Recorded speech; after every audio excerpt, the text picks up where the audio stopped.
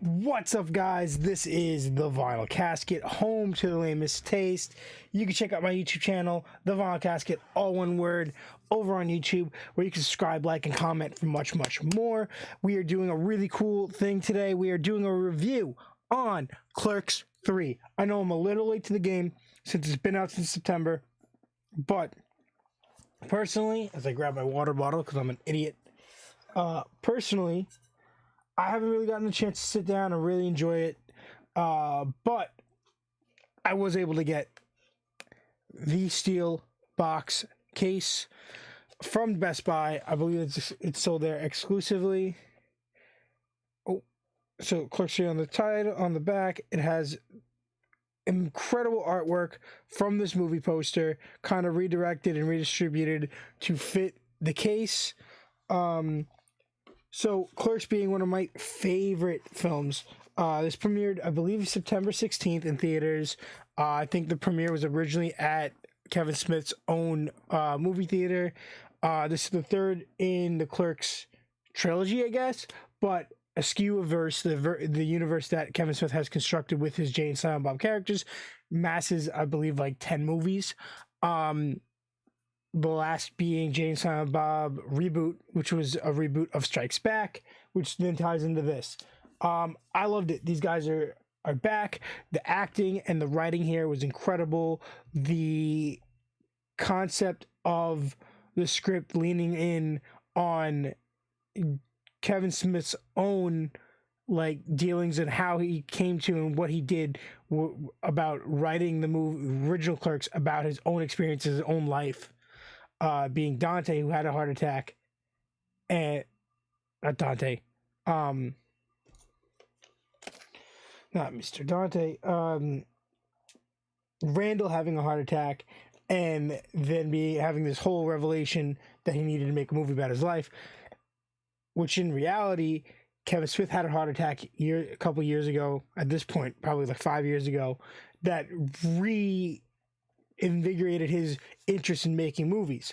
So it was cool to see that. We'll start off production wise, immaculate.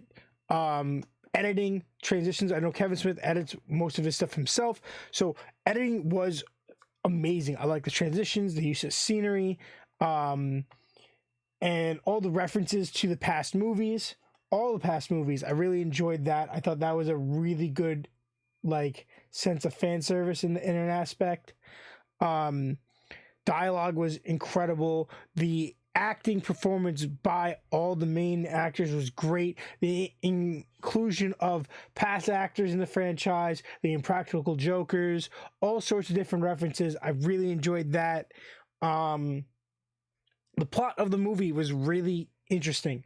And you have this reoccurring, really emotional delivery by what's his name, Brian O'Halloran as Dante, because when we left off Clerks 2, he had fallen in love. He was about to get married to a really crazy woman, didn't fall in love with his boss at the time, and then they took all this money from Jay and Silent Bob, who I believe had gotten it out of Jay and Silent Bob Strike Back, and were taking that money and bought out the Quick Stop and went back to Quick Stop. So that's where we were thinking we were going, but his wife is dead, and we're seeing her as a ghost, and a reference to a kid, and we never find out until the end what happened, until Dante goes on his own rant and has his own heart attack, and leads into this really emotional transgression of scenes where we lose Dante. We lose the main character of the movies. Dante being the main character, and Randall always being the sidekick. You have duos here. Jay and Silent Bob, Dante and Randall, and we had a new duo in this movie, which was interesting.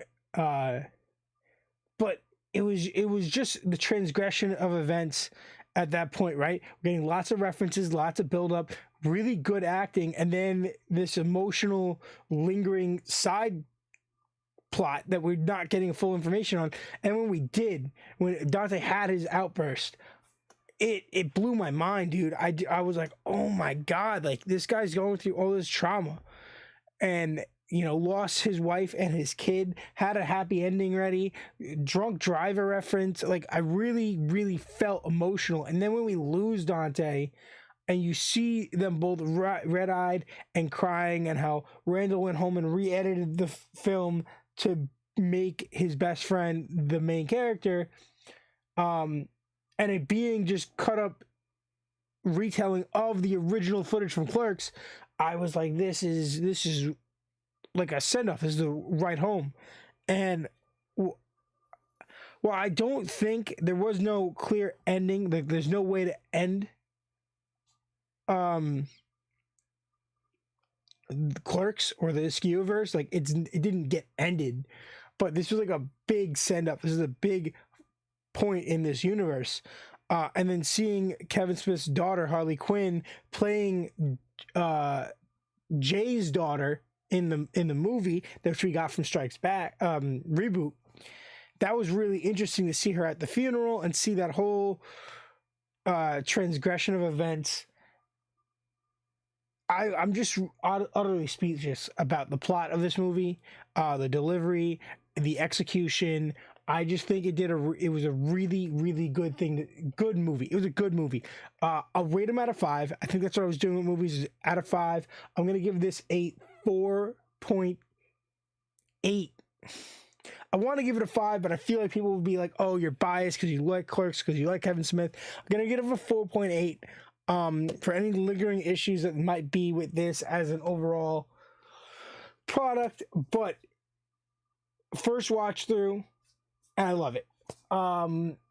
It is great. I think it honors Clerks as a whole, and I have nothing this bad to say. 4.8, Clerks 3, Kevin Smith, the gang's all back. Everyone that you could think of, except people that have passed away, like Alan Rickman and Stan Lee were not included. Obviously, people that had been in the films before. I don't believe there was a Matt Damon, right? There was no Matt Damon in this, even though Matt Damon was in Reboot. No Matt Damon, I believe. But that's a small mark on it. With that being said, guys, this is the Vinyl Casket, home to the lamest taste. You can't even see my thing there. The Vinyl Casket on YouTube, home to the lamest taste, where you can subscribe, like, and comment. Hit the bell for much, much more. Remember to do me a massive favor, guys. Talk to me in the comments about, did you like this movie? What movies do you want me to check out? What trailers do you want me to take out? And remember to do me the biggest favor of them all. I need you to stay lame.